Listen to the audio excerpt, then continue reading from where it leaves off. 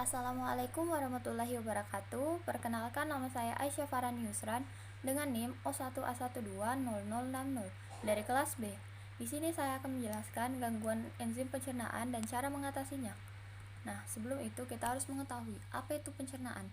Sistem pencernaan manusia adalah sebuah sistem yang membantu manusia dalam mencerna makanan dan minuman yang dikonsumsinya menjadi zat yang lebih mudah dicerna oleh tubuh dan diambil berbagai kandungan di dalamnya yang berguna untuk organ dalam dan bagian tubuh secara keseluruhan. Dalam pengertian lain, sistem pencernaan adalah proses perubahan makanan dan penyerapan sari makanan yang berupa nutrisi-nutrisi yang dibutuhkan oleh tubuh dengan bantuan enzim yang memecah molekul makanan kompleks menjadi sederhana sehingga mudah dicerna oleh tubuh. Berikutnya organ-organ pada enzim pencernaan. Yang pertama ada rongga mulut. Rongga mulut adalah sebuah rongga yang terdapat di kepala bagian depan. Di dalam rongga mulut terdapat beberapa organ pendukung pencernaan seperti gigi, lidah, kelenjar ludah, dan jaringan-jaringan lunak mulut seperti gusi dan langit-langit mulut. Fungsi utama rongga mulut adalah menerima makanan dan minuman dari luar tubuh melalui lubang mulut dan kemudian memotong, mencabik, dan menggerus makanan tersebut sehingga menjadi lunak. Enzim-enzim yang terdapat dalam rongga mulut, yang pertama ada amilase untuk memecah zat fatty atau karbohidrat menjadi glukosa atau gula. Yang kedua ada mukus sebagai pelumas. Yang ketiga ada lisozim untuk melisiskan atau menghancurkan bakteri tertentu dengan cara merusak dinding selnya. Organ yang kedua ada faring. Faring adalah sebuah ruang di belakang rongga mulut yang menghubungkan rongga mulut dengan rongga hidung dan esofagus. Berdasarkan definisi faring di atas, faring dapat dibagi menjadi tiga. Yang pertama ada nasofaring. Nasofaring adalah bagian faring yang berbatasan langsung dengan rongga hidung di bagian depannya dan berbatasan dengan orofaring di bagian bawah. Terdapat sepasang kelenjar tonsil di bagian kiri. Yang kedua ada orofaring. Orofaring adalah bagian faring yang berbatasan dengan nasofaring di bagian atasnya dan berbatasan dengan rongga mulut di bagian depannya. Yang ketiga ada laryngofaring. Laryngofaring merupakan bagian paling bawah dari faring. Di bagian ini terdapat dua buah saluran, yaitu saluran makanan yang disebut dengan esofagus dan saluran udara yang disebut dengan trakea. Organ yang ketiga ada esofagus. Esofagus adalah sebuah tabung otot panjang yang menghubungkan antara faring dengan lambung. Esofagus terletak di sisi belakang jalan nafas, yaitu trakea di bagian leher. Esofagus berbatas atas dengan epiglotis faring dan berbatas bawah dengan pintu masuk lambung yang berupa otot sphincter. Esofagus berfungsi mengalirkan makanan yang telah dihancurkan oleh mulut dalam bentuk bolus ke arah lambung. Organ yang keempat adalah lambung. Lambung adalah sebuah kantong berotot yang terdapat di rongga abdomen bagian atas kiri. Dengan batas atas adalah otot diafragma, batas kanan dengan organ hati, dan berbatas belakang dengan organ pankreas. Lambung mempunyai fungsi yang pertama ada untuk menghancurkan dan melumatkan bolus sehingga mampu diserap oleh usus. Yang kedua ada tempat penyimpanan sementara bolus. Yang ketiga pertahanan tubuh terhadap bakteri dan benda asing dengan asam lambungnya. Enzim-enzim yang terdapat dalam lambung, pertama ada mukus untuk melindungi mukosa dari cedera mekanis, pepsin dan asam lambung. Yang kedua ada pepsinogen untuk memulai pencernaan protein. Yang ketiga ada HCl untuk mengaktifkan pepsinogen, menguraikan jaringan ikat, menyebabkan denaturasi protein dan mematikan mikroorganisme. Yang keempat ada renin yang bekerja untuk mengubah kasein menjadi parakasein pada susu dalam lambung bayi. Akan tetapi pada orang dewasa enzim renin sudah tidak ada lagi.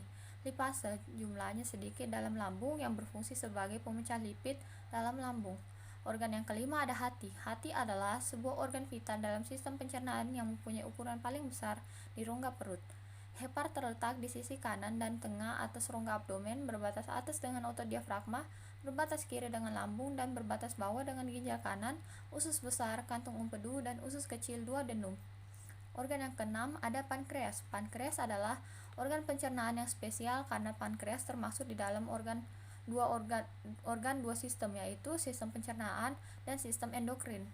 Pankreas terletak di rongga perut di sisi kiri tubuh yang berbatas depan dengan lambung, berbatas atas dengan diafragma, berbatas kiri dengan limpa, berbatas kanan dan bawah dengan usus duodenum.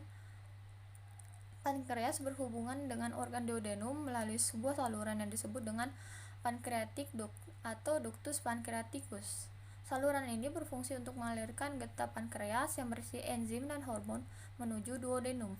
Enzim-enzim yang terdapat dalam pankreas, yang pertama ada enzim proteolitik untuk mencerna untuk mencerna protein, yang kedua ada enzim amilase untuk mencerna karbohidrat, dan enzim lipase untuk mencerna lemak. Organ yang ketujuh ada usus halus. Usus halus adalah organ pencernaan yang menghubungkan lambung dengan usus besar. Usus kecil mempunyai panjang kurang lebih 6-7 meter dan mempunyai diameter 2,5 cm pada orang dewasa. Proses memecah dan menyerap makanan adalah fungsi utama dari usus halus. Enzim usus halus menyelesaikan proses pencernaannya dalam membran Bruce border. Enzim-enzim yang terkait dalam usus halus dalam membrannya, yang itu pertama ada enzim enterokinase untuk mengaktifkan enzim proteolitik pankreasipnogen. Yang kedua ada enzim disakarida, terdapat maltase, sukrase, isomaltase, dan laktase. Yang ketiga ada enzim aminopeptidase untuk menghidrolisis hampir semua peptida kecil menjadi komponen-komponen asam amino sehingga pencernaan menjadi tuntas. Organ yang ke-8 ada usus besar. Usus besar adalah sebuah organ pencernaan lanjutan dari usus kecil yang berada di rongga perut di bagian tengah. Fungsi utama organ ini adalah untuk menyelesaikan penyerapan nutrisi dan air, mensintetis vitamin tertentu, serta untuk membentuk, menyimpan, dan menghilangkan kotoran dari tubuh. Organ yang ke-9 ada kantong empedu. Kantong empedu adalah sebuah organ pencernaan berbentuk mirip terung kehijauan kecil berupa membran berotot yang terletak di sisi bawah lobus kanan hepar sampai ke arah bagian depan kanan hepar.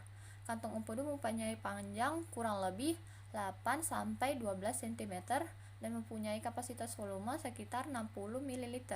Kantong empedu mempunyai fungsi sebagai tempat penyimpanan cairan empedu dan hasil produksi hepar. Dan organ yang ke-10 ada anus. Anus adalah organ terakhir paling ujung dari sistem pencernaan bersebelahan dengan rektum. Fungsi anus adalah untuk mengendalikan proses pembuangan kotoran feses. Lalu kita akan masuk ke penyakit terkait enzim pencernaan. Penyakit terkait enzim pencernaan ada tukak lambung. Tukak lambung merupakan suatu kondisi di mana terjadi ketidakseimbangan antara faktor pertahanan mukosa dengan faktor yang merusak mukosa, yaitu asam lambung. Tukak lambung terjadi pada mukosa lambung yang diakibatkan oleh peningkatan sekresi asam lambung oleh pepsin atau terjadinya penurunan pertahanan normal dari mukosa lambung. Tukak lambung juga diakibatkan oleh bakteri H. pylori dan juga disebabkan oleh penggunaan obat-obatan golongan OAINS yang dapat membuat lambung menjadi luka.